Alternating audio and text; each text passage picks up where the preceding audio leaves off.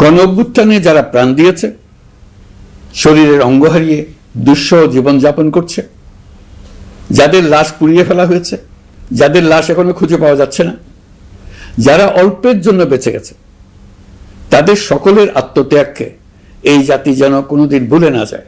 প্রতিটি রাষ্ট্রীয় সিদ্ধান্ত গ্রহণে আমরা যেন তাদের ছবি মনে রেখে সিদ্ধান্ত নিই।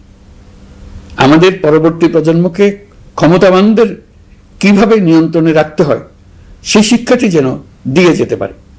ক্ষমতাবানদের ক্ষমতা মানুষকে কিরকম মনুষ্যত্বহীন করে তুলতে পারে সেটা জাতির ইতিহাসে ধরে রাখার জন্য আমরা পলাতক প্রধানমন্ত্রীর বাসস্থান গণভবনকে জাতীয় জুলাই স্মৃতি জাদুঘর হিসেবে প্রতিষ্ঠিত করে রেখে যাচ্ছি। এখানে আপনাদের স্মৃতির বাস্তব নমুনা সংরক্ষণ করে রাখা হয়েছে।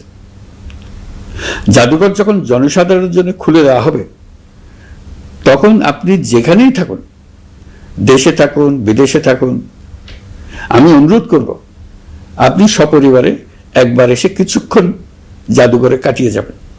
প্রিয় দেশবাসী, আসুন আমরা এমন একটি বাংলাদেশ গড়ি যেখানে সম্ভাবনা সীমাহীন আর স্বপ্নের কোনো সীমানা নেই।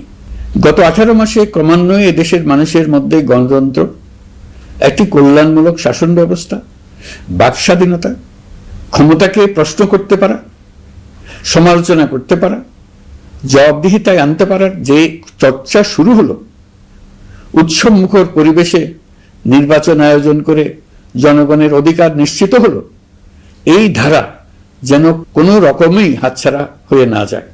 আমি বিশ্বাস করি বাংলাদেশের আপামর জনসাধারণ এবং সকল রাজনৈতিক পক্ষ ইস্পাত কঠিন ঐক্যের মাধ্যমে এই ধারাকে আগামী দিনগুলোকে রক্ষা করবে, সমৃদ্ধ করবে। অধিকারের বিষয়, দেশের স্বাধীনতা সার্বভৌমত্বের বিষয়, পরবর্তী প্রজন্মের জন্য একটি সুন্দর বাংলাদেশ গড়ে তোলার প্রত্যয়ে দৃঢ় থাকতে হবে। দলমত, ধর্ম, বর্ণ, নারী পুরুষ নির্বিশেষে সবাইকে আহ্বান জানাই একটি ন্যায়ভিত্তিক, মানবিক ও গণতান্ত্রিক বাংলাদেশ গড়ে তোলার সংগ্রাম অব্যাহত রাখতে।